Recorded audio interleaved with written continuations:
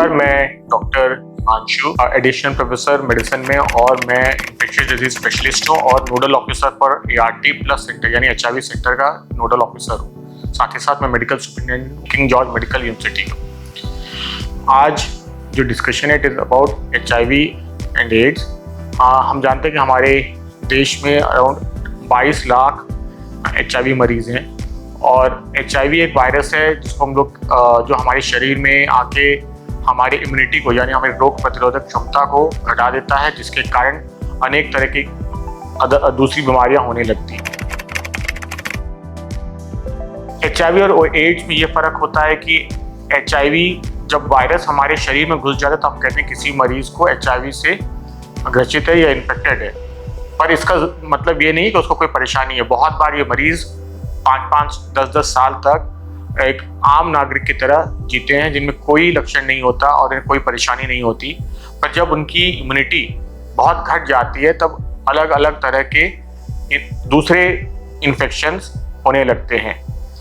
इन संक्रामक रोगों के कारण इनके शरीर धीरे धीरे कमज़ोर हो जाता है और ज़्यादातर मौत इसी से होता है। जब ये लगातार इस तरह के संक्रामक रोग होने लगते हैं तब हम कहते हैं कि इस मरीज़ को एड्स हो गया है। मरीज़ को HIV होने का जो ज़रिया है ज़्यादातर वो सेक्सुअल ट्रांसमिशन यानी यौन संबंध, स्पेशली जो कहते हैं कि ना मल्टीपल सेक्सुअल पार्टनर्स। दूसरा इंजेक्टेबल जो इंजेक्शन्स होते हैं जिनको रीयूज़ करते हैं उससे, या संक्रमित खून से।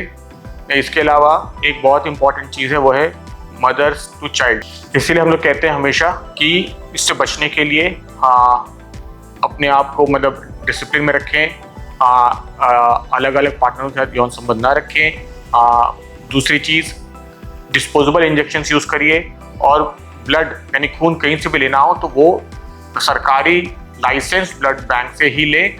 और एक और चीज़ ये ध्यान रखें कि जब आप डोनेट करते हैं किसी ब्लड बैंक में उसमें अच्छा खून आता है, और जिसके कारण कभी भी किसी को ज़रूरत पड़े तो नॉन इन्फेक्टेड ब्लड दिया जा सकता है।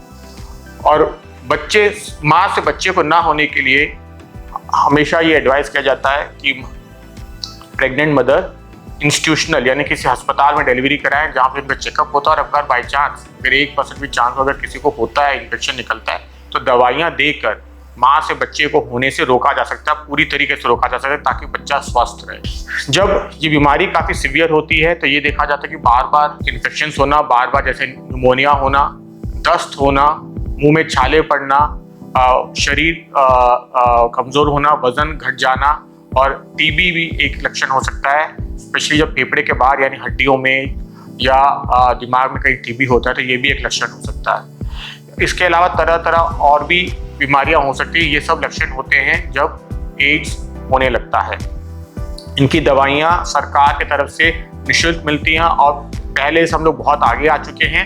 अब जो दवाइयां हैं उसमें साइड इफेक्ट्स बहुत कम हैं और उनसे इस वायरस को पूर्णतः ठीक नहीं कर सकते, हटा नहीं सकते, लेकिन उसको दबा सकते हैं, और जिसके कारण वो मरीज एक आम नागरिक की तरह जी सकता है। जैसे अब डायबिटीज या हाइपरटेंशन का मरीज होता है, उसी तरह जो गोलियां अपना लेते हुए अपने आम जिंदगी जीते हैं, वैसे ही HIV के मरीज भी अपने दवाइयां लेते हुए पूरी तरह से वायरस को दबा के वो अपने एक आम जीवन जी सकते हैं।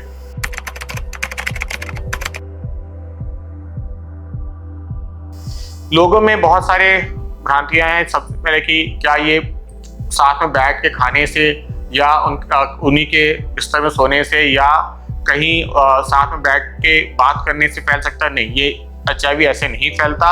HIV के मरीज के साथ आप आराम से कहीं भी जाएं, कहीं भी उनके साथ रहने से कोई वायरस नहीं फैलता। इसके अलावा जो चीज़ ध्यान रखनी है, जो दवाइयाँ जब चालू होती हैं तो दवाइयाँ लगातार लेनी है, उसको रोकना नहीं है। हम लोग हमेशा ये देखते हैं, गिनती करते हैं कि अगर 1 महीने का हमने दवाई दी है तो कोशिश करते हैं कि 100% वो दवाई ले, और 2 गोली भी अगर छूटती है तो फिर वायरस नहीं दब सकता। इसीलिए ये भी ध्यान रखिए, बहुत से लोग क्या करते हैं कि बीच बीच में दवाइयाँ छोड़ते हैं, ये नहीं होना चाहिए। अगर आप ये सारे सावधानियाँ आप रखते हैं तो HIV से हम लोग पूर्णतः जीत सकते हैं। नमस्कार।